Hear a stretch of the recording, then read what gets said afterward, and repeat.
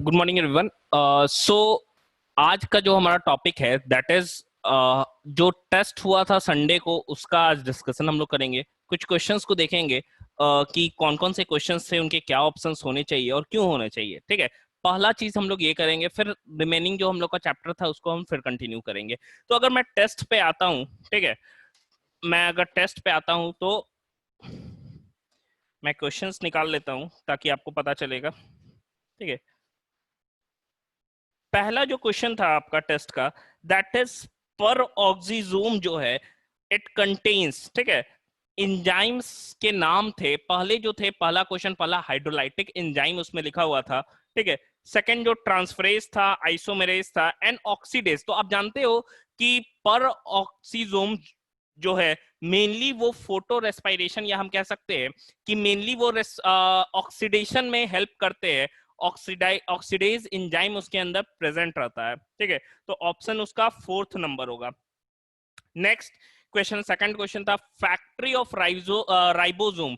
तो हम लोग जानते हैं कि राइबोसोम की जो फैक्ट्री होती है, राइबोसोम की जो फैक्ट्री होती है एक्चुअली वो क्या होता है, न्यूक्लियोलस होता है। राइबोसोम बनता कहां पे है, न्यूक्लियोलस के अंदर बनता है। ठीक है, तो राइबोसोम का फैक्ट्री क्या हो गया, न्यूक्लियोलस हो गया, बी ऑप्शन होगा।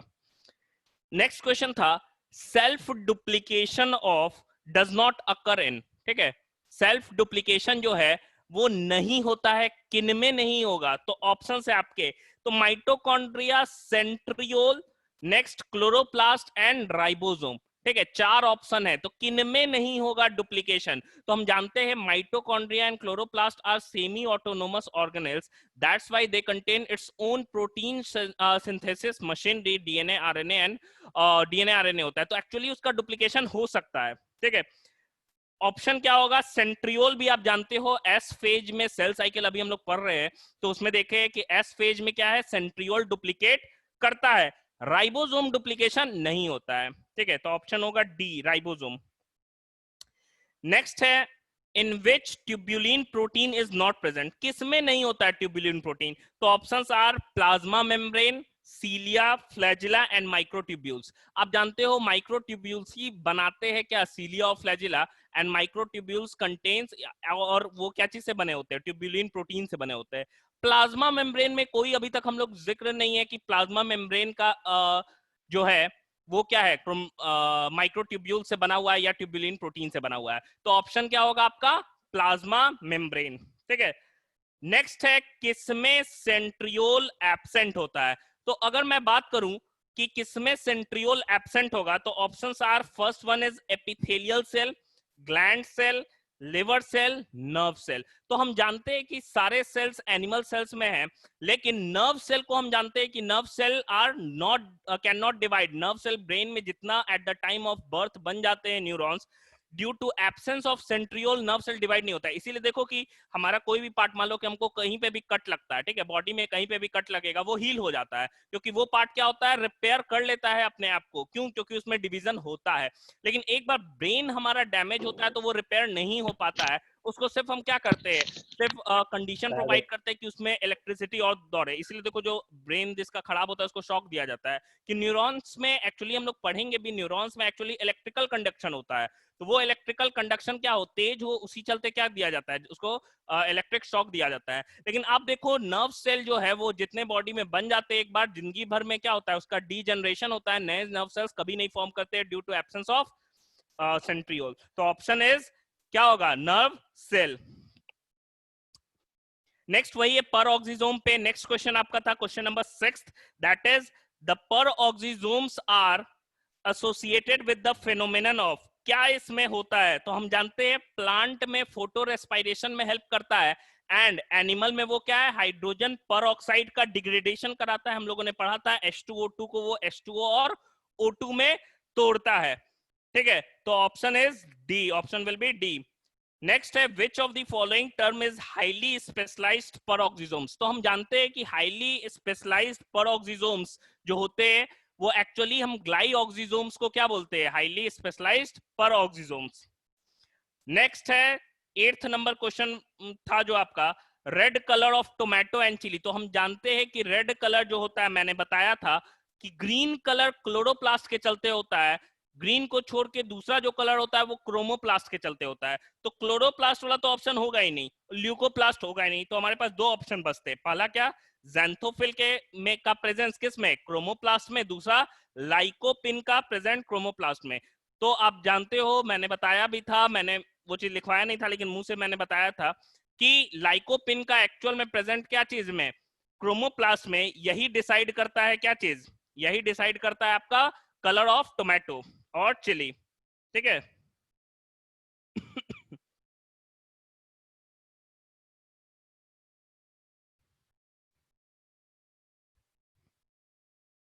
नेक्स्ट वन इज ब्लिफेरोप्लास्ट, ठीक है। Next one ब्लिफेरोप्लास्ट।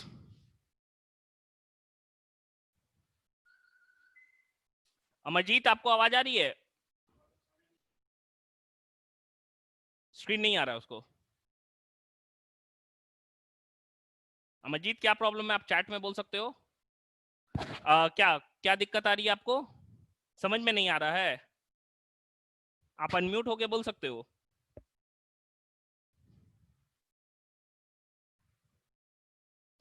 कोई दिक्कत है अमरजीत कि मैं आगे बढ़ूं? सर पैरोक्सिज्म पढ़ा दीजिए एक बार।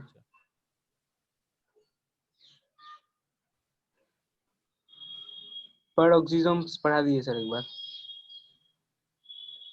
क्या चीज, फिर से बोलिएगा। पैरोक्सिज्म। पैरोक्सिज्म्स, ठीक है। तो आप पूछ सकते हो अमरजीत, ठीक है। आप अनम्यूट होके तुरंत पूछिए या हैंड रेस करो, मैं स्लो हो जाऊंगा मुझे, क्योंकि जहां जिसको क्वेश्चन में डाउट है आप हैंड रेस कर दो या फिर चैट में आप पूछ लो कि नहीं ये वाला क्वेश्चन मुझे नहीं समझ में आया, ठीक है। तो नेक्स्ट देखिए, पैरोक्सिज्म्स वाला मैंने बताया था। पैरोक्सिज्म्स आप याद करो, ठीक है। मैं उस चीज को रिवाइज कर दे रहा हूं। पैरोक्सिज्म्स जो है आपके किस चीज में हेल्प करता है, तो याद करो मैंने बताया था पैरोक्सिज्म जो है वो प्लांट में, ठीक है, मैं बात कर रहा हूं पैरोक्सिज्म्स की। तो पैरोक्सिज्म्स मैंने बताया था प्लांट्स के केस में फोटो रेस्पिरेशन में हेल्प करते हैं। फोटो रेस्पिरेशन में जब हम पढ़ेंगे फोटोसिंथेसिस, ठीक है, स्क्रीन दिख रहा है सबको। जब हम पढ़ेंगे फोटोसिंथेसिस तो उसमें देखेंगे कि एक फोटो रेस्पिरेशन भी होता है जो एक वेस्टफुल प्रोसेस है, इसे C2 साइकिल भी हम कहते हैं, या इसी को ग्लाइकोलेट पाथवे भी कहते हैं। तो ये हमको पढ़ना है किसमें, फोटोसिंथेसिस में, हमारा चैप्टर जो प्लांट फिजियोलॉजी के अंदर आता है। लेकिन यहाँ पे सिंपल ये समझना कि पैरोक्सिज्म जो प्लांट्स में फोटो रेस्पिरेशन में मदद करता है। नेक्स्ट क्या है, एनिमल्स के केस की मैं बात करूं, मैं अगर एनिमल्स की केस की बात कर रहा हूं तो एनिमल्स के केस में वो क्या हेल्प कर रहा है, तो एनिमल्स के केस में वो हाइड्रोजन परऑक्साइड को कैटेलेज एंजाइम के प्रेजेंस में, कैटेलेज एंजाइम के प्रेजेंस में वाटर और ऑक्सीजन में तोड़ देता है, ठीक है। समझ में आया? कैटेलेज एंजाइम के प्रेजेंस में परऑक्सिजोम में ही क्या हो रहा है, हाइड्रोजन परऑक्साइड वाटर और ऑक्सीजन में टूटता है। तो इससे पहले वाला जो क्वेश्चन था that was the peroxisomes are associated with phenomenon of, क्या क्या उसमें होता है, तो ऑप्शंस वेयर, ऑप्शंस क्या क्या थे, पहला था ऑक्सीडेटिव एनाबॉलिज्म। क्या ऑक्सीडेटिव एनाबॉलिज्म, एनाबॉलिज्म का मतलब होता है कंस्ट्रक्टिव प्रोसेस। यहां तो हम देख रहे हैं कि नहीं ये तो टूट रहा है, ये तो कैटाबॉलिज्म है, तो ये ऑप्शन हमारा सही होगा ही नहीं। ये क्या आ गया, कैटाबॉलिज्म हो गया, ये ऑप्शन सही नहीं होगा। दूसरा क्या है, डिग्रेडेशन ऑफ वाटर। क्या वाटर का डिग्रेडेशन हो रहा है, वाटर थोड़ी ना हाइड्रोजन और ऑक्सीजन में टूट रहा है, वाटर तो बन रहा है, डिग्रेडेशन किसका हो रहा है। अगर ऑप्शन रहता कि डिग्रेडेशन ऑफ H2O2 तब ये क्या होता, सही होता। नेक्स्ट ऑप्शन जो था एनारोबिक रेस्पिरेशन, नहीं ये एरोबिक रेस्पिरेशन में हेल्प करता है ऑक्सीजन के प्रेजेंस में। लास्ट था photo respiration and degradation of H2O2, ठीक है। तो ये ऑप्शन सही होगा। मैं क्वेश्चन लिख लिख के समझाता हूं, आपको ज्यादा समझ में आएगा क्योंकि याद नहीं होगा किसका क्या ऑप्शन है।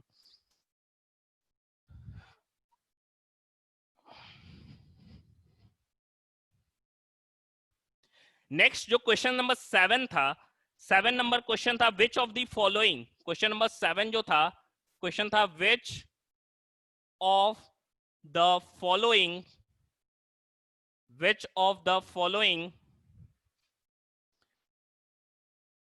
which of the following termed as termed as highly specialized peroxisome, ठीक है। तो ऑप्शंस क्या क्या थे? ए ऑप्शन आपका दिया हुआ था ग्लाइऑक्सिजोम्स, बी था माइटोकॉन्ड्रिया, सी जो ऑप्शन था that was Golgi body, and D जो ऑप्शन था दैट वाज स्फेरोसोम, ठीक है। तो ये ऑप्शन था। तो मैंने बताया था कि मैंने जिस समय ग्लाइऑक्सिजोम्स के बारे में ही बताया था, तो उस समय मैंने यही बताया था कि ग्लाइऑक्सिजोम्स एक्चुअली कुछ नहीं है, ये हाईली स्पेशलाइज्ड पेरोक्सिसोम्स है। तो क्वेश्चन नंबर 7 में ऑप्शन क्या होगा? ए होगा। नेक्स्ट क्वेश्चन था red colour of tomato and chilli is due to, ठीक है। Question was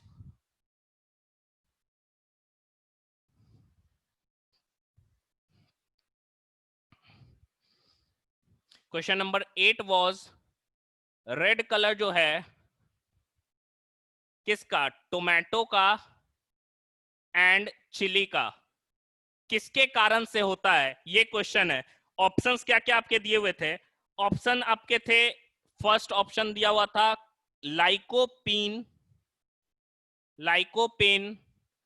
in chloroplast.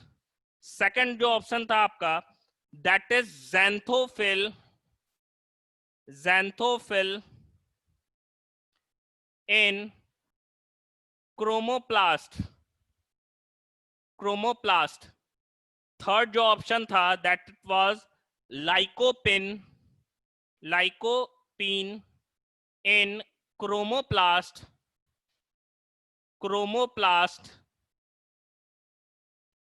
और फोर्थ जो ऑप्शन था वो था आपका एंथोसाइनिन इन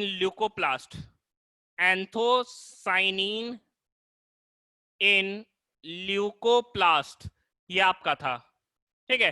तो अगर मैं कहूं, देखो यहां पे कि हम लोगों ने पढ़ा है कि व्हाइट क्लोरोप्लास्ट जो है, white plastid that is called as leucoplast, उसमें कोई पिगमेंट नहीं है। दूसरा क्या हो गया? ग्रीन वाला क्लोरोप्लास्ट हो गया। तो समझो रेड और रेड कलर ग्रीन और व्हाइट से तो आ ही नहीं सकता है, तो ये ऑप्शन तो सीधे ही क्या हो जाएंगे? एलिमिनेट हो जाएंगे।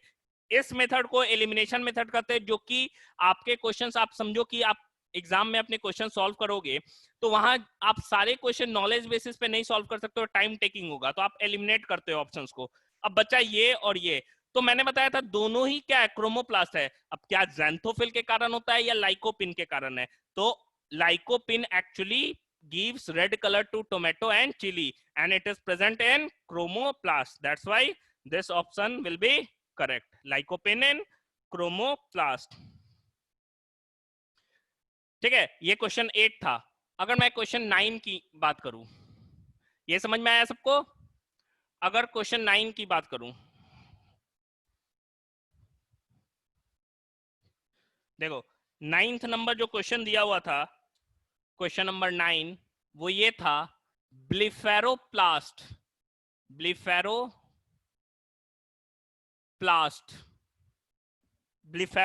जो है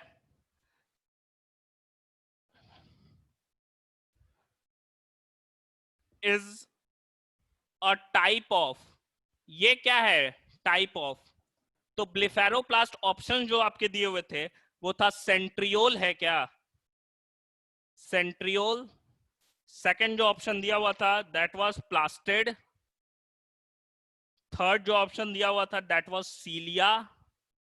एंड फोर्थ जो ऑप्शन था दैट वाज माइटोकॉन्ड्रिया। अब इनमें से हमको आइडेंटिफाई करना है कि एक्चुअली में ब्लिफेरोप्लास्ट है क्या। तो एक्चुअली में ब्लिफेरोप्लास्ट आप देखोगे ज़ैंथोफिल प्रेजेंट होता है, शीतल कलरेशन प्रोवाइड करता है येलो कलर जनरली, ठीक है, येलो कलर प्रोवाइड करता है, रेड कलर वो प्रोवाइड नहीं करता है ज़ैंथोफिल, येलो टू ऑरेंज करता है, ठीक है। Centriole, plastid, cilia and mitochondria. याद करो मैंने पढ़ाया था फ्लैजिला के बारे में, तो मैंने बताया था फ्लैजिला में 3 पार्ट होता है, एक बाहर जो दिख रहा है उसे शाफ्ट कहते हैं, अंदर जो प्रेजेंट रहता है इसे बेसल बॉडी कहते हैं, और बेसल बॉडी से ही सारे डायरेक्शन में रूट्स अटैच होते हैं जिन्हें हम रूटलेट्स कहते हैं। तो 3 पार्ट मैंने बताया था। मैंने ये बताया था कि शाफ्ट का जो अरेंजमेंट होता है दैट इज 9+2 अरेंजमेंट, 9 डबलेट होते हैं, 2 सिंगलेट होते हैं सेंटर में।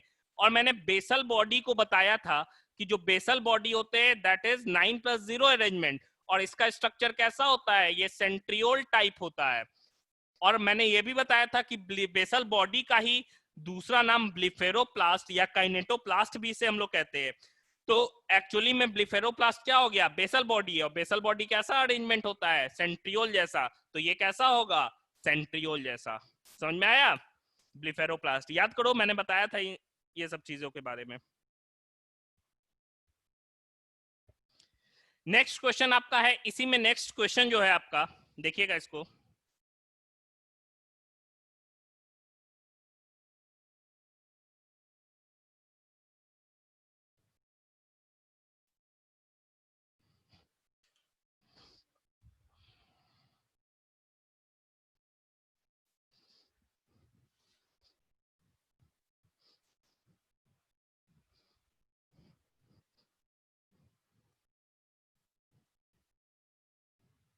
ठीक है, अगर मैं नेक्स्ट क्वेश्चन की बात करूं तो नेक्स्ट क्वेश्चन आपका है क्या, तो लिखा हुआ है राइजोप्लास्ट या और रूटलेट्स।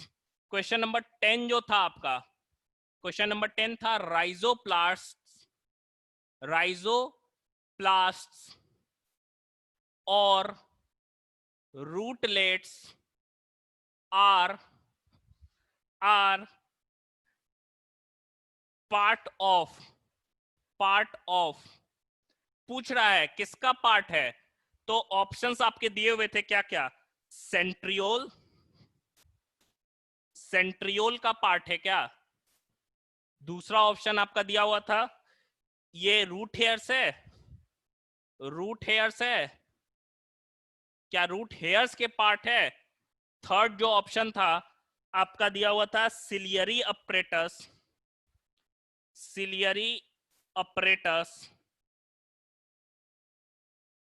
और फोर्थ जो था,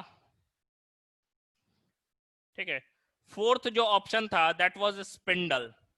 तो आप देखो ये काफी क्लोज ऑप्शंस इसमें दिए हुए हैं, ठीक है, काफी कंफ्यूजिंग है। जैसे हम जानते हैं कि राइजोप्लास्ट जो है वो पार्ट है एक्चुअली का फ्लैजुलर या सिलियरी अपरेटस का, जिसमें 3 पार्ट मैंने बताया था, कौन कौन से, शाफ्ट, बेसल बॉडी जो सेंट्रियोल जैसा होता है, तो सेंट्रियोल जैसा होता है तो बेसल बॉडी होता है ना, राइजोप्लास्ट तो नहीं होता है, तो सेंट्रियोल ऑप्शन क्या हो जाएगा, एलिमिनेट हो जाएगा। अगर मैं रूट हेयर्स की बात करूं तो इनको रूट हेयर्स बोला जा सकता है, तो ये पार्ट नहीं ना है, यहां पे रहता है राइजोप्लास्ट और रूटलेट्स और रूट हेयर्स बोल सकते थे इसको हम लोग। Fourth one is spindle, spindle में माइक्रोट्यूब्यूल्स प्रेजेंट होते हैं, वहां पे कोई ये हम नहीं कह सकते 9+2 अरेंजमेंट होगा कि 9+0 अरेंजमेंट होगा, वो चीज वहां पे हम नहीं बोलते हैं। तो एक्चुअली राइजोप्लास्ट क्या है, ये पार्ट है सिलियरी अपरेटस का, जिसमें और भी पार्ट होते हैं, ये तो रूट वाला पार्ट हो गया, मैंने बताया बेसल बॉडी एंड मैंने बताया शाफ्ट, ठीक है। तो ये ऑप्शन क्या होगा, सिलियरी अपरेटस होगा, ठीक है।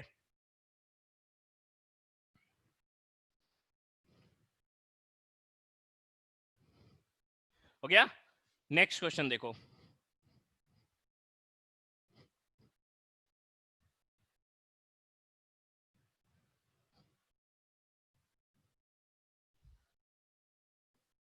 नेक्स्ट क्वेश्चन 11 आपका था, क्वेश्चन नंबर 11, क्वेश्चन नंबर 11 जो था आपका that was glyoxylate pathway, glyoxylate pathway, glyoxylate pathway takes place in, takes place in, place नहीं दिख रहा, टेक्स प्लेस इन, कहां होता है ग्लाइऑक्सिलेट पाथवे। ऑप्शंस जो आपके दिए हुए थे that was peroxisomes, peroxisomes, ठीक है, दूसरा जो ऑप्शन था that was spherosomes, spherosomes, third जो ऑप्शन था that was lysosomes, lysosomes, fourth option was glyoxysomes, glyoxysomes. तो आप याद करो कि मैंने क्या बताया था, मैंने बताया था ग्लाइऑक्सिलेट पाथवे इज एक्चुअली ये कुछ नहीं है, किसका है? तो हम जानते हैं कि ग्लाइऑक्सिलेट पाथवे जो है ये कन्वर्जन होता है फैट का कार्बोहाइड्रेट के अंदर। ठीक है, मैंने बताया था ग्लाइऑक्सिसोम्स में कि ग्लाइऑक्सिसोम्स में क्या होता है, ग्लाइऑक्सिलेट पाथवे होता है। It means fats are converted into carbs. ठीक है, फैट्स क्या है, कार्ब्स में चेंज हो जाएंगे। ठीक है, इसी पाथवे को ग्लाइऑक्सिलेट पाथवे हम कहते हैं and it takes place in the glyoxysomes. So the correct option is glyoxysomes. ठीक है, समझ में आया? चलो नेक्स्ट क्वेश्चन पे हम जाते हैं। ये क्वेश्चन नंबर 11 तक हो गया हमारा। नेक्स्ट क्वेश्चन था question number 12, that was arrangement of microtubule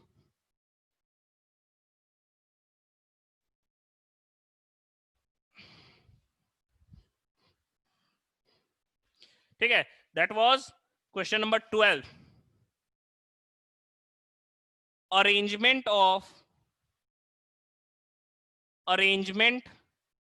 of microtubule, arrangement of microtubule in centrioles, in centrioles। ठीक है, ऑप्शंस दिए हुए थे आपके 9+2, 9+2, बी ऑप्शन था 2+9, सी ऑप्शन था 11+0 एंड डी ऑप्शन वाज 9+0। तो आप जानते हो कि सेंट्रियोल में जो अरेंजमेंट होता है माइक्रोट्यूब्यूल का दैट इज 9+0 अरेंजमेंट, 9 ट्रिपलेट्स होते हैं और बीच में कोई सिंगलेट इसमें प्रेजेंट नहीं होता है। बीच में आपका क्या प्रेजेंट होगा, तो बीच में सिर्फ और सिर्फ सेंट्रल हब प्रेजेंट होता है। ठीक है, तो यहां पे देखो अरेंजमेंट कैसा हो जाएगा, 9+0। सो द करेक्ट ऑप्शन जो आपका होगा वो क्या होगा, 9+0। यहीं पे नेक्स्ट क्वेश्चन आपका था, इसी से रिलेटेड था, दैट वाज क्वेश्चन नंबर 13। ठीक है, तो क्वेश्चन नंबर 13 की मैं बात कर रहा हूं।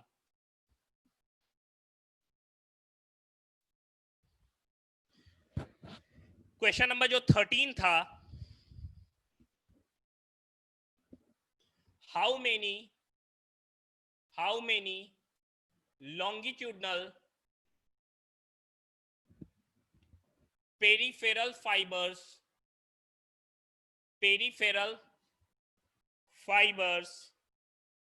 found in a centriole, तो आप जानते हो पेरिफेरल फाइबर्स की बात की जा रही है, तो सेंट्रियोल का अभी हम लोग अरेंजमेंट देखे हैं।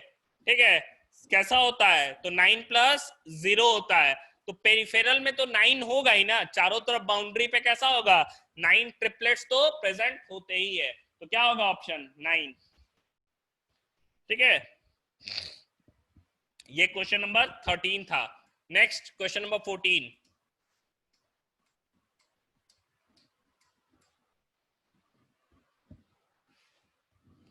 Next question number 14, question number 14 ये क्या कह रहा है, which of the following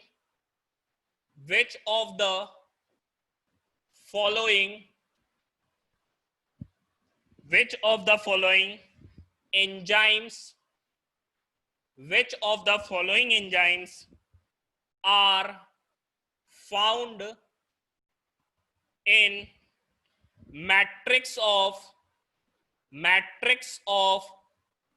peroxisomes। देखो पूछ रहा है इसमें कि कौन से एंजाइम जो है वो प्रेजेंट होंगे पेरोक्सिसोम के मैट्रिक्स के अंदर। तो मैट्रिक्स के अंदर वही एंजाइम प्रेजेंट होंगे जो आपके क्या होंगे, जो प्रोसेस वहां हो रहा होगा। तो आप देखोगे कि पर ऑक्सीजोम्स में कौन से दो प्रोसेस हो रहे हैं, तो एक तो फोटो रेस्पिरेशन हो रहा है जिसमें कौन से एंजाइम प्रेजेंट होंगे, तो जिसमें ऑक्सीडेज एंजाइम प्रेजेंट होगा। दूसरा क्या है, डिग्रेडेशन ऑफ हाइड्रोजन पर ऑक्साइड, इसके लिए मैंने कौन सा एंजाइम बताया, कैटेलेज। तो ऑप्शंस क्या थे पहले हम वो देख लेते हैं, फिर हम करेक्ट ऑप्शन पे आ जाएंगे। ऑप्शंस आपके दिए हुए थे NADH, cytochrome reductase,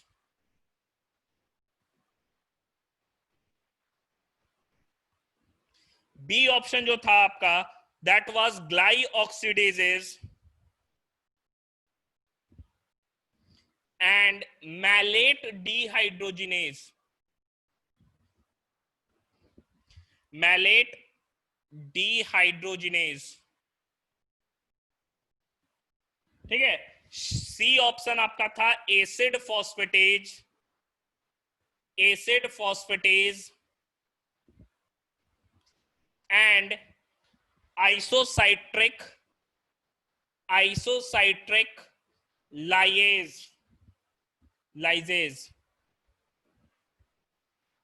and last one is catalase, catalases and oxidases.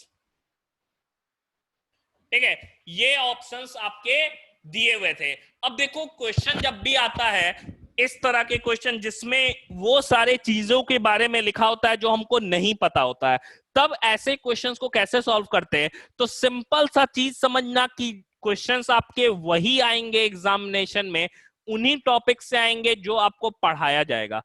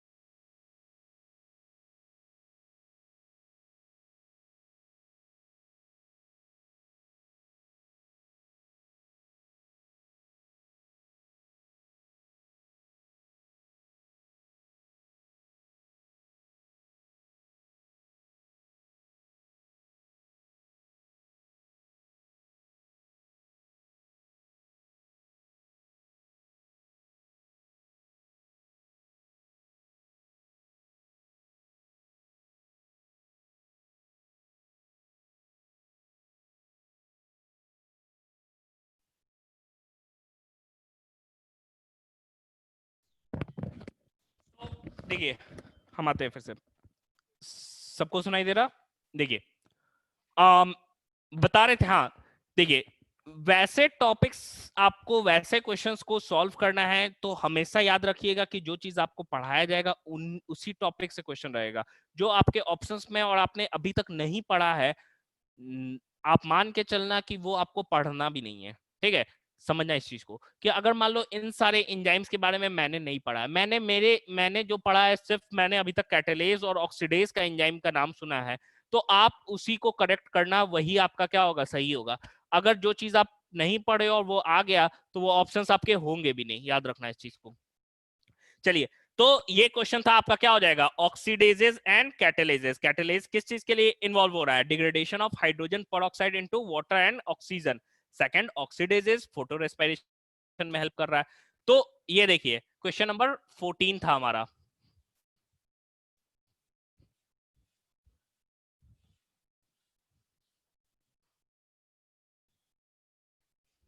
ठीक है, next question number 15। Question number 15 जो है, it has been asked in AIPMT। पहले नीट नहीं हुआ करता था, पहले AIPMT होता था, 2006 में पूछा गया है। ठीक है, क्वेश्चन आपके क्या दिए हुए हैं, मैं लिख रहा हूं question.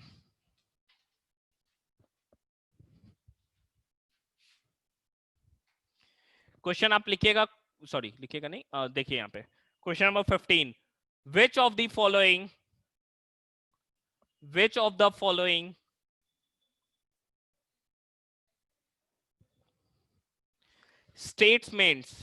statements regarding following statements regarding Celia is not correct,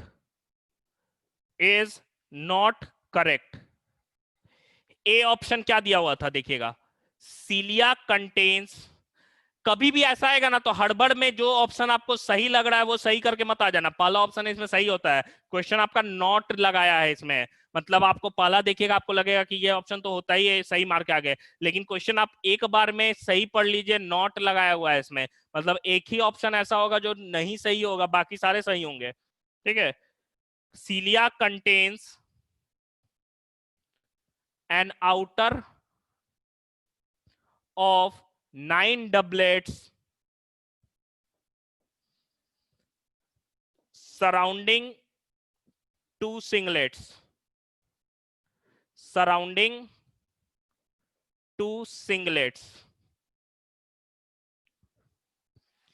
ठीक है। बी ऑप्शन क्या था आपका, organized beating of Celia is controlled by fluxes of calcium ion across the membrane,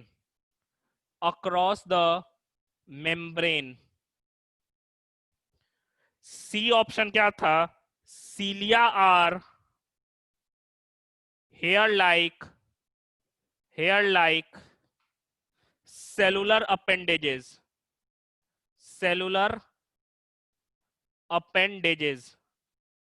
ठीक है।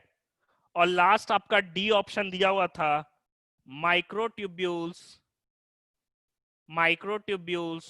Of सीलिया are composed of tubulin. तो देखिए यहां तक है। अब देखो यहां पे कि कौन सा सही होगा, तो हम जानते हैं, पहले सही आइडेंटिफाई करते हैं। सीलिया में 9 डबलेट होता है, अंदर 2 सिंगलेट होता है, मतलब ये सही है। तो ये ऑप्शन मेरा सही नहीं है, मतलब कि क्वेश्चन के हिसाब से नहीं है, हमको नॉट आइडेंटिफाई करना है।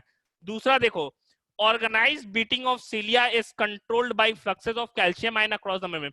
क्या इस चीज के बारे में हम लोगों ने सुना है? कभी नहीं सुना है। हम लोगों ने ये देखा कि सीलिया का जो कंट्रोल होता है माइक्रोट्यूब्यूल्स से होता है, क्योंकि माइक्रोट्यूब्यूल्स खुद ही क्या होते हैं, वो प्रोटीन कॉन्ट्रैक्ट रिलैक्स कर सकते हैं, जिसके वजह से वो क्या होता है, रेगुलर बीटिंग होता है। ना ही कोई आयन ऐसा हो रहा है कि अंदर जा रहा है जिसके वजह से वो मूव कर रहा है, ऐसा बिल्कुल नहीं हो रहा है। ये चीज मस्कुलर कॉन्ट्रैक्शन में होता है कैल्शियम आयन की वजह से। यहाँ पे सीलिया में ये चीज नहीं होता है, मतलब ये ऑप्शन मेरा गलत है। ये ऑप्शन देखो, हम जानते हैं वो हेयर लाइक स्ट्रक्चर है, लास्ट क्या है, माइक्रोट्यूब्यूल्स ट्यूब्यूलिन से बने होते हैं, ये सही है। तो करेक्ट मेरा ये ऑप्शंस आइडेंटिफाई किए, ये वाला गलत है, तो क्वेश्चन में हमको गलत ही वाला आइडेंटिफाई करना था। तो कौन सा सही होगा, बी सही होगा। ये क्वेश्चन नंबर 15 था, ठीक है। नेक्स्ट क्वेश्चन देखो 16।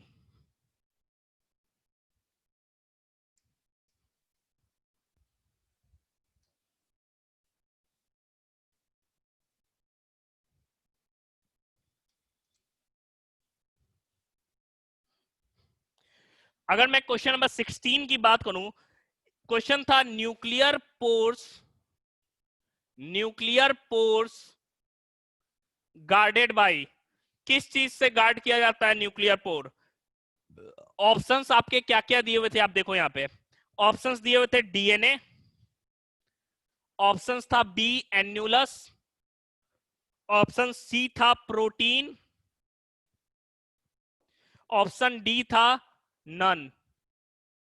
देखो यहां पे ये ऑप्शन बी और सी दोनों सही हो सकता है, यहां पे ऑप्शन बी और सी दोनों सही हो सकता है, क्योंकि अगर समझो कि मोर एक्यूरेट नहीं रहता, समझो कि अगर एन्यूलस नहीं रहता तब तो हम ऑप्शन क्या लगाते, प्रोटीन, क्योंकि एन्यूलस भी एक क्या है, प्रोटीनेशियस स्ट्रक्चर है, ठीक है। लेकिन यहाँ पे एन्यूलस दिया हुआ है तो हम लोगों ने पढ़ा है ये ऑक्टागोनल रिंग शेप्ड स्ट्रक्चर होता है, और ये कौन सा सही हो जाएगा, एन्यूलस। अगर ये नहीं रहता, मान लो यहाँ पे कुछ और लिखा रहता, यहाँ पे फैट लिखा रहता, तब तो हम प्रोटीन लगाते, क्योंकि एक्चुअल में एन्यूलस भी क्या है, एक प्रोटीनेशियस स्ट्रक्चर होता है, ठीक है। ये क्वेश्चन नंबर 16 में क्या होगा, बी, एन्यूलस। नेक्स्ट है क्वेश्चन नंबर 17।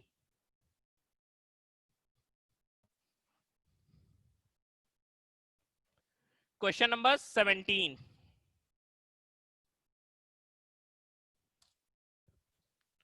ठीक है। क्वेश्चन नंबर 17 की मैं बात करूं तो दिया हुआ था क्वेश्चन नंबर 17, जीनोम पूछ रहा है, जीनोम इज, तो जीनोम क्या है भाई, तो ऑप्शन आपके दिए हुए थे, पार्ट ऑफ क्रोमोसोम है क्या, पार्ट ऑफ क्रोमोसोम।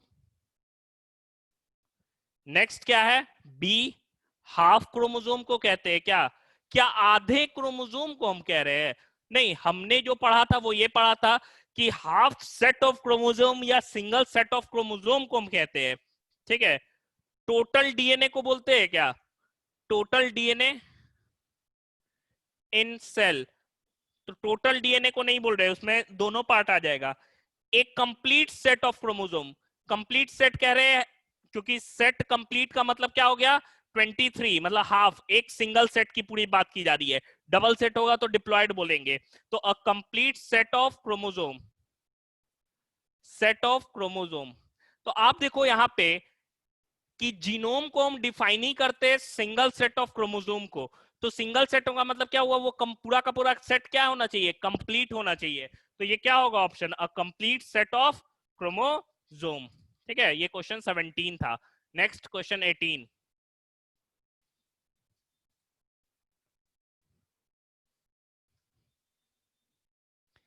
यहां तक सारे लोगों को क्लियर है कि किसी को कुछ डाउट है, बोलिएगा, क्लियर है। शिवानी, अमरजीत, आपको,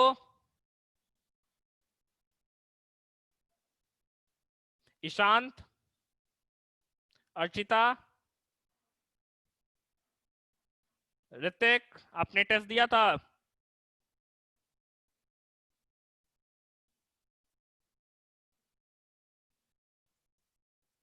ठीक है। चलिए नेक्स्ट क्वेश्चन 18। क्वेश्चन नंबर 18 क्या कह रहा था, क्वेश्चन नंबर 18 था न्यूक्लियोलर ऑर्गेनाइजर के बारे में था, न्यूक्लियोलर ऑर्गेनाइजर। तो देखो न्यूक्लियोलर ऑर्गेनाइजर की मैं बात करूं तो एक्चुअल में ये क्या था, क्या ये प्राइमरी कंस्ट्रक्शन है, प्राइमरी कंस्ट्रक्शन, क्या ये सेकेंडरी कंस्ट्रक्शन है, सेकेंडरी कंस्ट्रक्शन, क्या ये टर्शियरी कंस्ट्रक्शन है, या क्या ये सेंट्रियोल है, ये ऑप्शन था। तो मैंने पढ़ाया था, आप याद करो, मैंने बताया था प्राइमरी जो कंस्ट्रक्शन होता है, प्राइमरी कंस्ट्रक्शन किसे हम कह रहे हैं, प्राइमरी कंस्ट्रक्शन तो हमारा सेंट्रोमियर ही हो जाता है प्राइमरी कंस्ट्रक्शन। सेकेंडरी की मैं बात कर रहा था जो दो तरह का था, फर्स्ट एंड सेकंड, टर्शियरी का तो हम नाम ही नहीं सुने थे, ठीक है। तो सेकेंडरी कंस्ट्रक्शन ही क्या है, एक तरफ न्यूक्लियोलर ऑर्गेनाइजर एनओआर है, और एनओआर के बाद का पार्ट क्या होता है, सैटेलाइट कहते हैं हम लोग, मैंने पढ़ाया था, और जिस क्रोमोसोम में सैटेलाइट पाया जाता है उसे सैट क्रोमोसोम भी कहते हैं हम लोग। तो याद करो nucleolar organiser is secondary constriction, secondary constriction होता है। नेक्स्ट क्वेश्चन,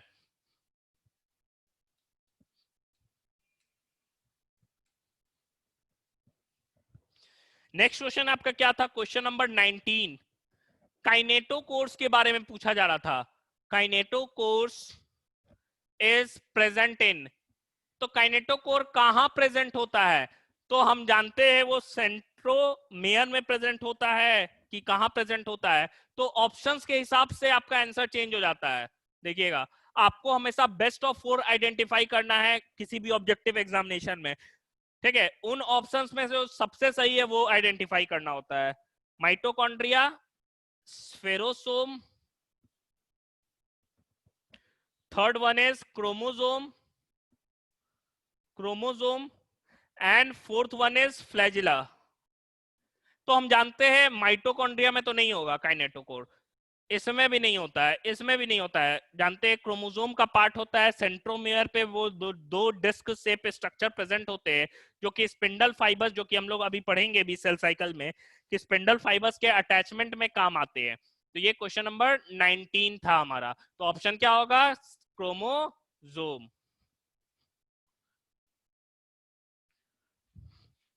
नेक्स्ट क्वेश्चन आपका क्या था? नेक्स्ट क्वेश्चन था क्वेश्चन नंबर 20।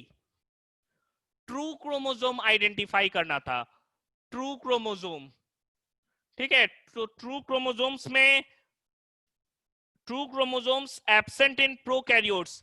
ठीक है, absent in prokaryotes, prokaryotes due to the absence of, due to the absence of, किनके कारण, एब्सेंस के कारण ट्रू क्रोमोसोम हम नहीं कहते प्रोकैरियोट में।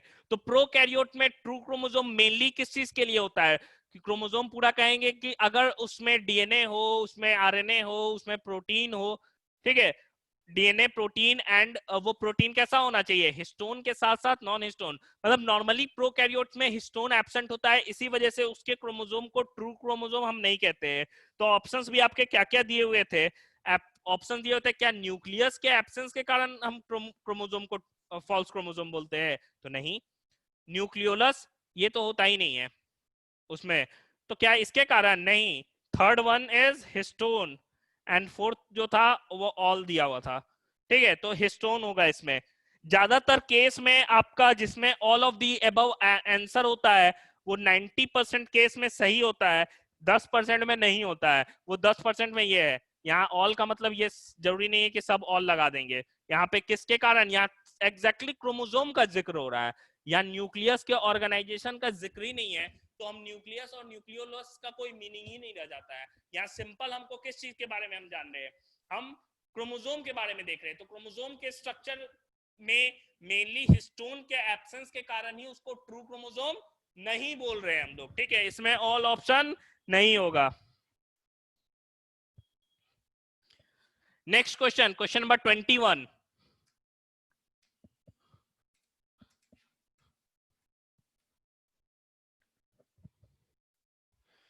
Question number 21। न्यूक्लियोलस in eukaryotic cell,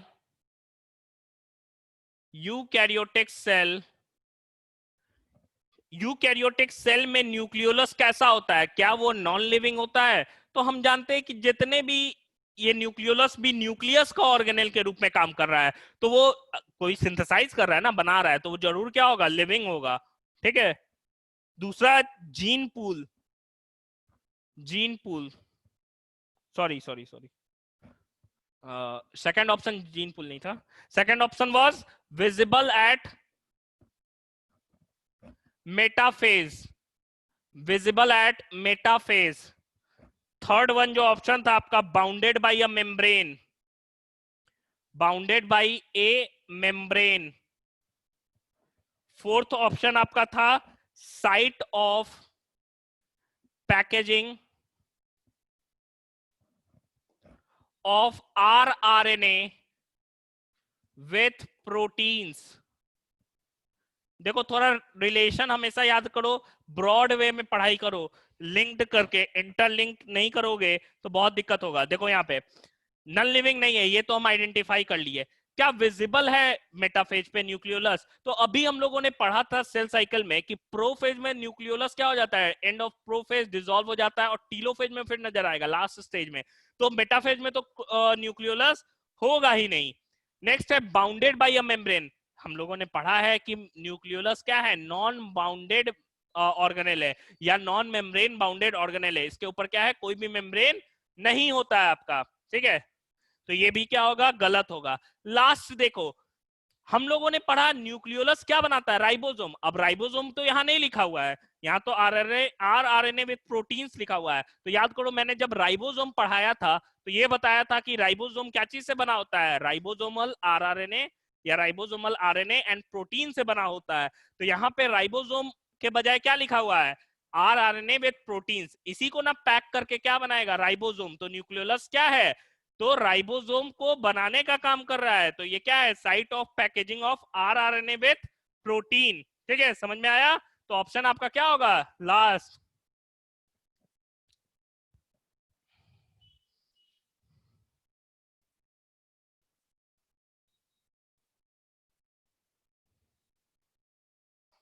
हो गया।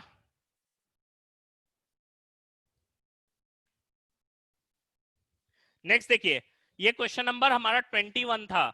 नेक्स्ट 22 पे हम आते हैं। आज क्वेश्चन ही डिस्कस कर लेते हैं, टोटल 8 बचा ही, अब 9 बचा है। देखिए क्वेश्चन नंबर 22 की मैं बात कर रहा हूं। क्वेश्चन नंबर 22 क्वेश्चन था, chromosomes are composed of chromosome क्या चीज का बना होता है। ऑप्शंस था आपके DNA, RNA, histones and non histones. B option जो था वो था डीएनए विथ हिस्टोन, डीएनए और हिस्टोन। ठीक है, थर्ड था डीएनए प्लस आरएनए। फोर्थ जो ऑप्शन आपका दिया हुआ था डीएनए, आरएनए एंड हिस्टोन्स। अब देखो इसमें क्या सही होगा, तो याद करो मैंने क्रोमोसोम्स को बताया था कि क्रोमोसोम्स डीएनए भी बना होता है, उसमें परसेंटेज भी लिखाया था कि डीएनए कितना होता है, आरएनए कितना होता है, हिस्टोन्स कितने होते हैं और नॉन हिस्टोन्स कितने होते हैं। तो एक्चुअली में क्रोमोसोम्स में चारों चीजें होती है, और ये जो चार चीज जिस क्रोमोसोम में, उसको हम लोग ट्रू क्रोमोसोम कहेंगे। फॉल्स क्रोमोसोम में हिस्टोन क्या होता है, एब्सेंट होता है। तो यहाँ पे ऑप्शन क्या होगा कि किससे बना होता है, डीएनए और आरएनए और किससे, हिस्टोन एंड नॉन हिस्टोन, सारी चीजें होंगी इसमें। तो ये क्वेश्चन नंबर 22 था, ऑप्शन होगा ए।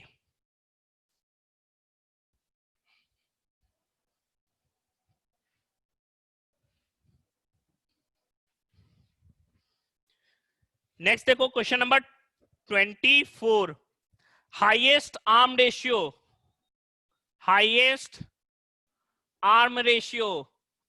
ये क्वेश्चन नंबर 24 हो गया।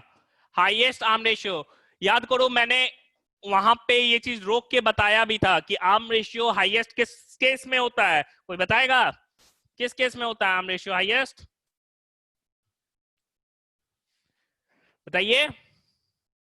अगर मैं ऑप्शंस की बात करूं, ऑप्शंस क्या क्या दिया हुआ था, तो ऑप्शंस ए था टीलोसेंट्रिक, ठीक है। ऑप्शन बी जो दिया हुआ था वो मेटासेंट्रिक था। ऑप्शन सी जो था वो सब मेटासेंट्रिक था, ठीक है। एंड ऑप्शन डी जो था वो एक्रोसेंट्रिक था, एक्रोसेंट्रिक। तो बताइए, ऑप्शन डी शीतल ने बताया बिल्कुल सही। एक्रोसेंट्रिक मैंने बताया भी था उस समय रोक के ये चीज कि एक्रोसेंट्रिक जो है उसमें आर्म रेशियो क्या होता है, सबसे ज्यादा होता है। तो एक्रोसेंट्रिक क्या होगा, सही होगा, ठीक है। तो क्वेश्चन नंबर 24 का डी ऑप्शन सही होगा। आते हैं हम क्वेश्चन नंबर 25 पे।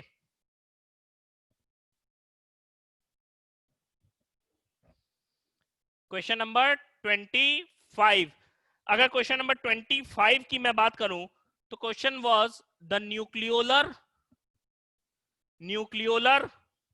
chromatin the nucleolar chromatin contains gene for किस चीज के लिए जीन न्यूक्लियोलर क्रोमेटीन में प्रेजेंट होता है, तो बी डीएनए के लिए, दूसरा जेड डीएनए के लिए,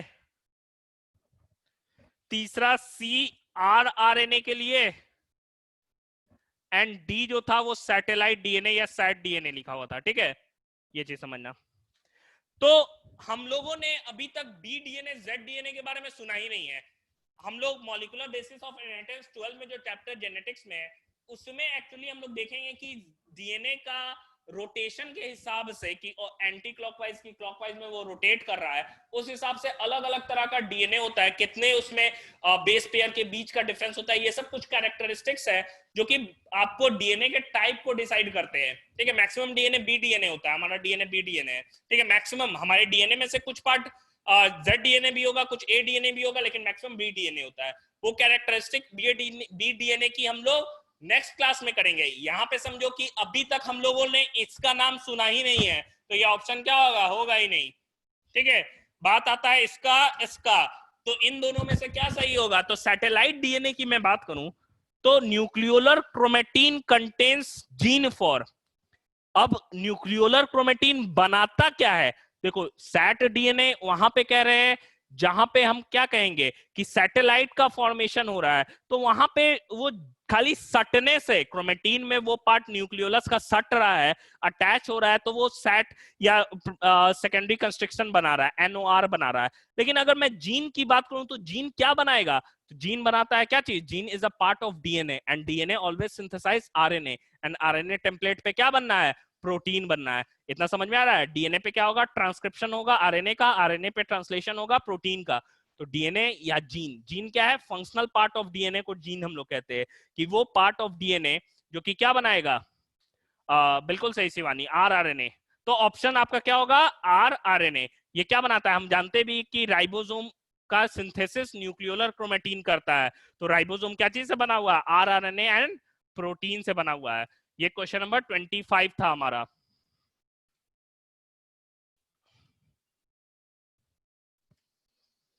नेक्स्ट क्वेश्चन जो था आपका क्वेश्चन नंबर 6 पूछ रहा था, क्वेश्चन नंबर 26 वन सोलेनॉइड पूछ रहा था। याद करो सोलेनॉइड का भी जिक्र मैंने किया था।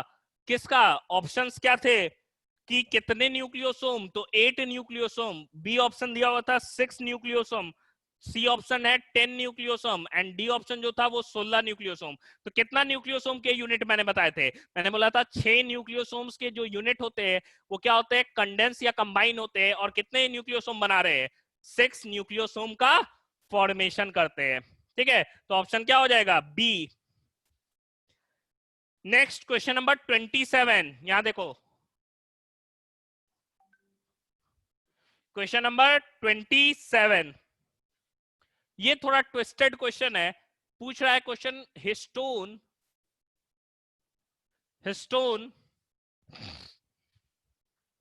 which links the nucleosome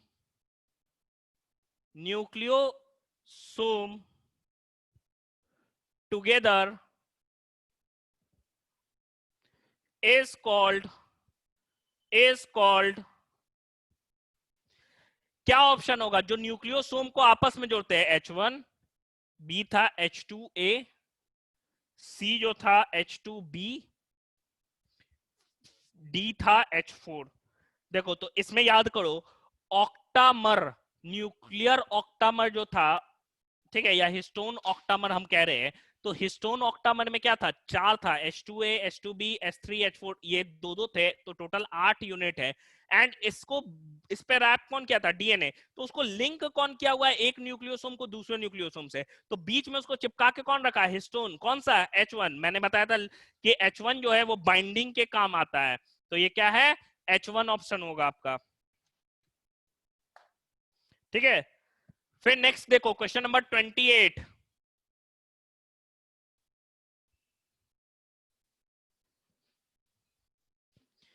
question number 28, question number 21 क्या कह रहा था कि ह्यूमन में, in human secondary constriction second कहां पाया जाता है? ऑप्शंस थे आपके एक्स क्रोमोसोम पे, ऑप्शंस थे वाई क्रोमोसोम पे,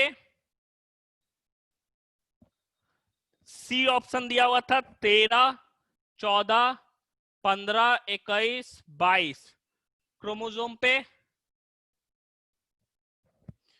और डी ऑप्शन क्या दिया हुआ था? 1, 10, 13, 16 एंड वाई क्रोमोसोम। अब बताओ किस पे होगा? सेकेंडरी कंस्ट्रक्शन सेकंड की बात की जा रही है, किस पे पाया जाएगा? तो याद करो मैंने बताया था कि सेकेंडरी कंस्ट्रक्शन सेकंड जो है, सेकेंडरी कंस्ट्रक्शन सेकंड जो है वो किस पे पाए जाते हैं? याद करो, सेकेंडरी कंस्ट्रक्शन सेकंड पाए जाते हैं, मैंने बताया था सेकेंडरी कंस्ट्रक्शन फर्स्ट जो कि एनओआर है ये 13, 14, 15, 21, 22 पे पाए जाते हैं, और सेकंड वाला 1, 10, 13, 16 और वाई क्रोमोसोम पे पाए जाते हैं। मैंने लिखवाया भी था 1, 10, 13, 16 और वाई क्रोमोसोम, इस पे सेकेंडरी कंस्ट्रक्शन सेकंड पाए जाते हैं।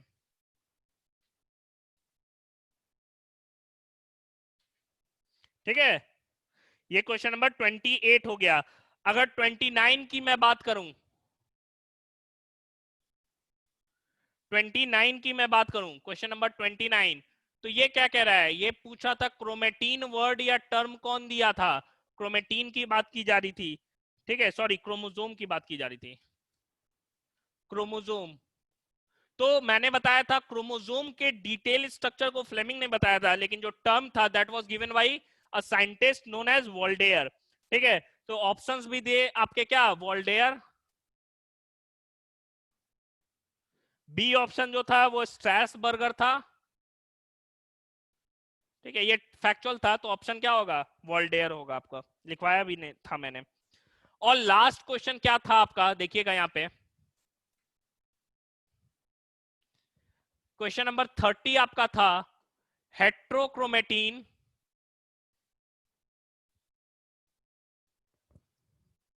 इज, क्या होता है हेट्रोक्रोमेटीन? ऑप्शंस क्या था आपका? Darkly stained,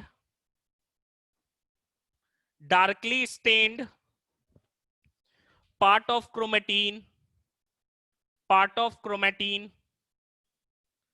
darkly stained part of chromatin, second lightly stained, lightly stained part of Christie, part of Christie, third option था lightly stained, lightly stained part of Grana, and fourth जो option था that was scattered lobes of cytoplasm, scattered lobes in cytoplasm, scattered lobes in cytoplasm। तो याद करो मैंने बताया था हेट्रोक्रोमेटीन क्या होता है? मोर क्वाइल्ड होता है, जिसके वजह से वो स्टेनिंग या वो कलर उसमें क्या होगा, ज्यादा रिटेन करेगा, तो वो डार्क कलर का दिखेगा। तो ये darkly stained part of chromatin होता है, जो कि क्या होता है, फंक्शनली लेस एक्टिव होता है, या फिर हम कह सकते हैं ट्रांसक्रिप्शनली क्या होते हैं, लेस एक्टिव होते हैं। तो ऑप्शन राइट ऑप्शन क्या हो जाएगा? Darkly stained part of chromatin. ये टोटल क्वेश्चन हम लोग का क्या हो गया, क्लियर हो गया? इसमें किसी को कोई दिक्कत है तो बोलिए। सारे लोगों का क्लियर हो गया? 30 का 30 क्वेश्चंस आपके क्लियर हो गए, और मैं उम्मीद करता हूं कि सारे लोग मोर देन 25 क्वेश्चन तो जरूर एक्यूरेट करके आए होंगे टेस्ट में। ठीक है, हुआ है ना? 25 से ज्यादा सबका सही होना चाहिए क्या, कि कम हुआ है?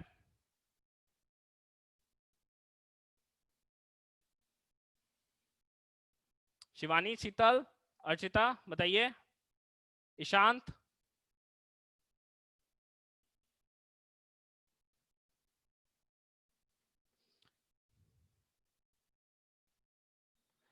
ठीक है, बायो में 2 गलत हुआ अर्चिता, चलिए कोई दिक्कत नहीं है, धीरे धीरे वो भी प्रैक्टिस से खत्म हो जाएगा, एक्यूरेसी मेंटेन होनी चाहिए। ठीक है,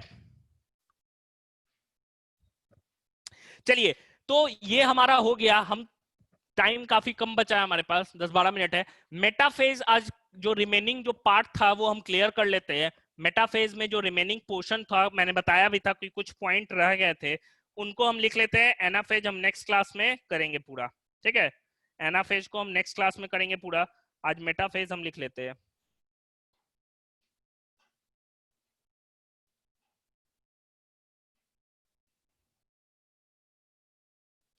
शिवानी आपका 4 गलत है, ठीक है, चलिए कोई नहीं, धीरे धीरे प्रैक्टिस होता रहेगा तो आप इंप्रूव करते जाइएगा।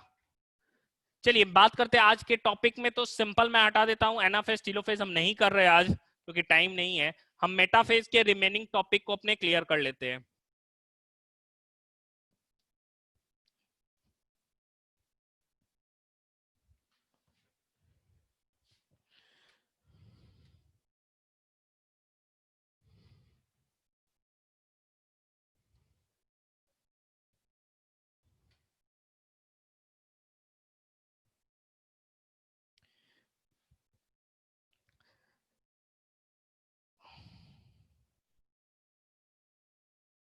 मेटाफेज प्लेट तक मैंने बताया था। तो दो तरह के फाइबर्स इसमें अरेंज होते हैं, जहां तक मैंने लिखा था उसके नीचे पॉइंट देके लिखिएगा, ठीक है। जहां तक मैंने लिखवाया था उसके नीचे पॉइंट देके लिखिएगा। Chromosomal fibres, chromosomal fibres, chromosomal fibres, discontinuous, dis bracket में continuous, discontinuous, which run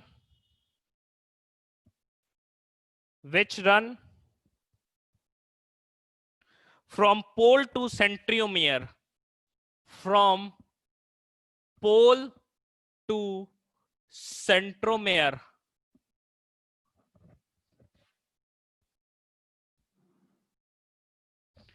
and supporting fibers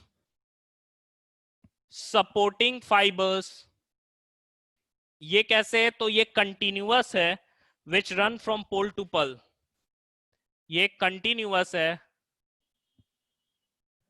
which run from pole to pole, pole to pole, ठीक है। ये अरेंज हो जाते हैं सेल में। लिखो इसको तो मैं समझाता हूं। अरेंज इन सेल,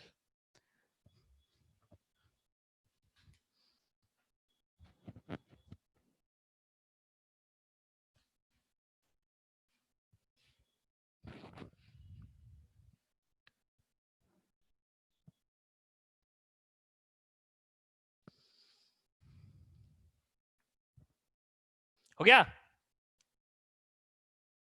देखिए मैं कह रहा हूं, आप देखना इस चीज को मैं मिटाता हूं ऊपर से, या ऊपर मैं लिख रहा हूं। देखो यहां पे मैंने बताया था मेटाफेज पे क्या है, क्रोमोसोम अलाइन हो गए। अब देखो दो तरह के फाइबर्स निकलेंगे, एक डिसकंटिन्यूअस होगा जिसको हम क्रोमोसोमल फाइबर्स कहते हैं, जो बीच में टूट जाएगा, ठीक है। इधर का इधर, इधर का इधर, तो बीच में सेंट्रोमियर से अटैच हो गया। दूसरे फाइबर्स होते हैं जो कि डायरेक्टली पोल टू पोल होते हैं, ठीक है, डायरेक्टली पोल से पोल जुड़े रहते हैं। ये क्या करते हैं, क्रोमोसोम को अपने पोजीशन से हिलने नहीं देंगे, मतलब बीच में अलाइन कर दिया, एक तो जोड़ दिया उसको क्रोमोसोमल फाइबर, जो कि डिसकंटिन्यूअस है, बीच में टूटा हुआ है, बीच में क्या आ जा रहा है, सेंट्रोमियर। दूसरा क्या है, पोल से पोल तक सपोर्टिंग फाइबर्स इसको बोलते हैं, जो कि सपोर्ट कर रहा है कि हाँ वो पूरे क्रोमोसोम को मूव नहीं करने दे रहा है। तो वो चीज है। हो गया। नेक्स्ट पॉइंट लिखिएगा।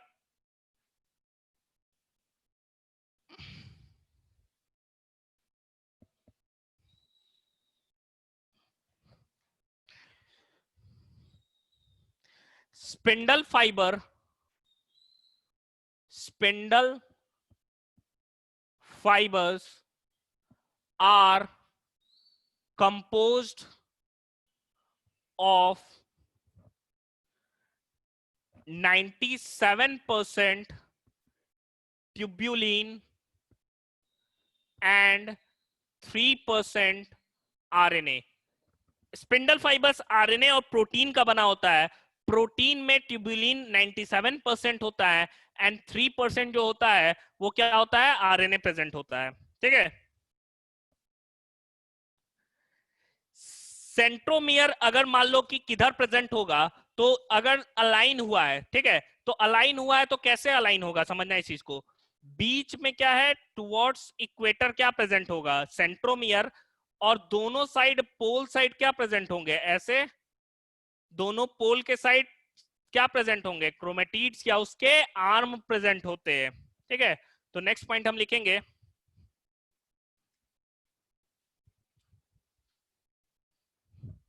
centromere lies at equator,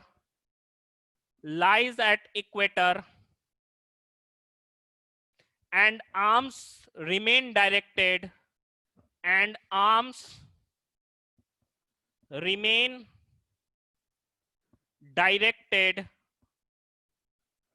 towards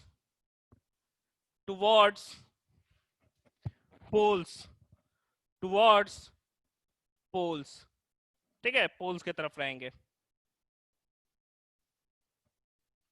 मतलब that is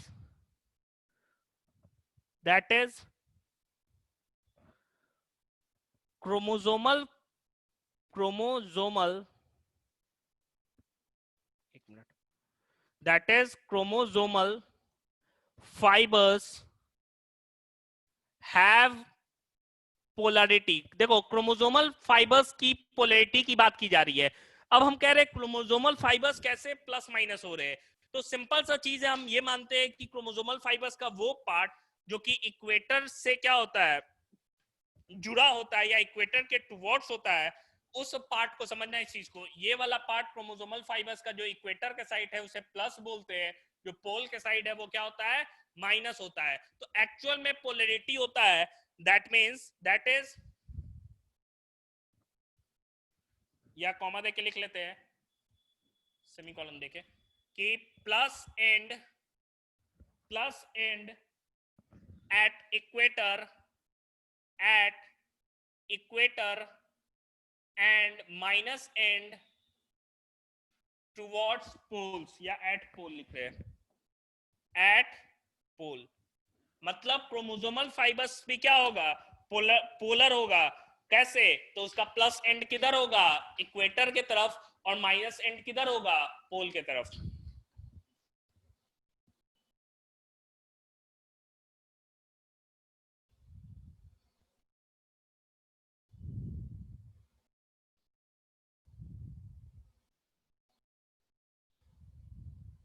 हो गया. नेक्स्ट पॉइंट लिखना.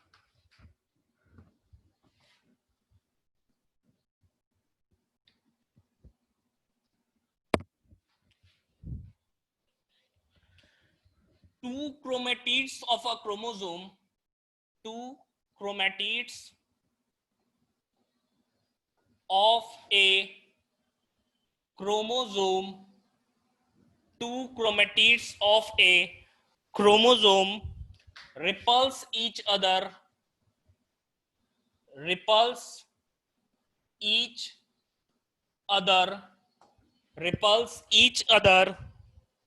and the arms of chromosomes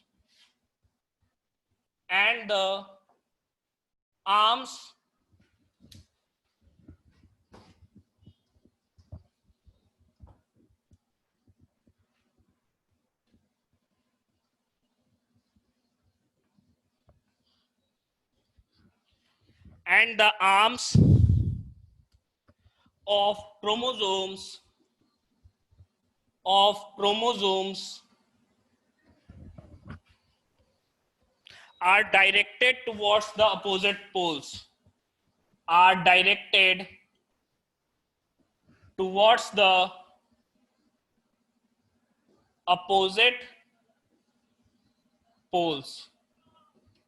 opposite poles.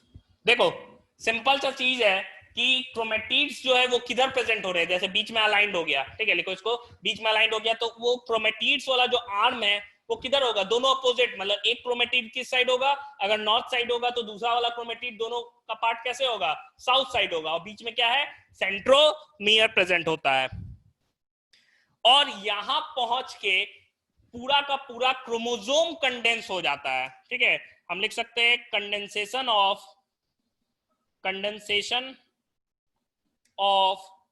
chromosomes is completed. मतलब क्रोमेटीन से कंडेंस होते होते क्रोमोसोम हुआ, और क्रोमोसोम में भी फाइनल एकदम क्रिस्प स्टेज को अटेन कर लेता है, एकदम ही कंडेंस्ड फॉर्म में आ जाता है. ठीक है, तो ये मेटाफेज में एकदम ही कंडेंस्ड फॉर्म में क्या हो जाता है, क्रोमोसोम आ जाता है. इसीलिए हम बोलते हैं morphology of chromosome is best studied during metaphase stage, ठीक है, इसीलिए हम लोग बोलते हैं। तो अगर की फीचर्स की मैं बात करूं मेटाफेज में, तो मेटाफेज को एक लाइन में अगर हमको बताना हो कि क्या सही होगा, मेटाफेज में क्या क्या प्रोसेस हो रहा है या क्या क्या चीजें हो रही हैं, तो लिखो तो इसको पूरा।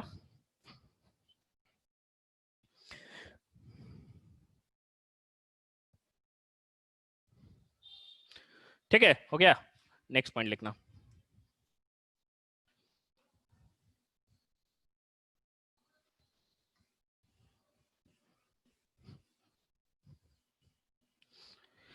तो अगर मैं की फीचर्स की बात करूं, ठीक है, की फीचर्स ऑफ मेटाफेज, तो एक लाइन में हम कैसे बोल सकते हैं कि क्या क्या चीजें हुई हैं मेटाफेज में, ठीक है। तो कौन कौन सी चीजें हुई हैं, तो हम लिख सकते हैं chromosomes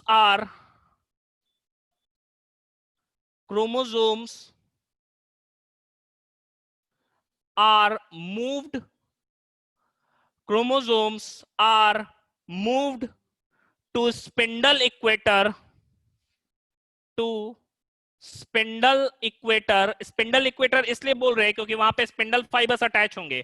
spindle equator are move to spindle equator along metaphase plate, along metaphase plate, along metaphase plate through spindle fibers, through spindle fibers, spindle fibers to both poles, to both poles, ठीक है।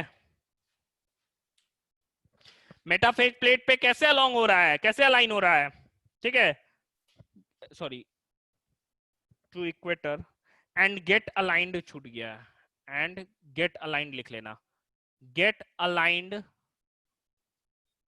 and get aligned along metaphase plate through spindle fibers to both poles.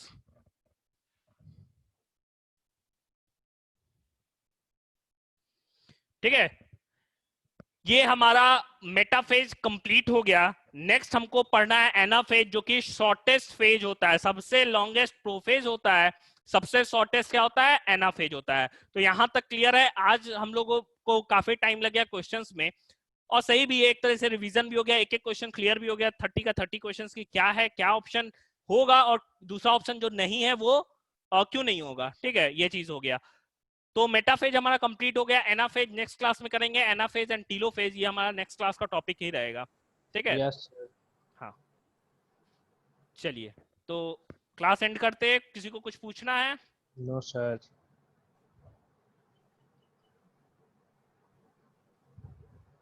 Ishant?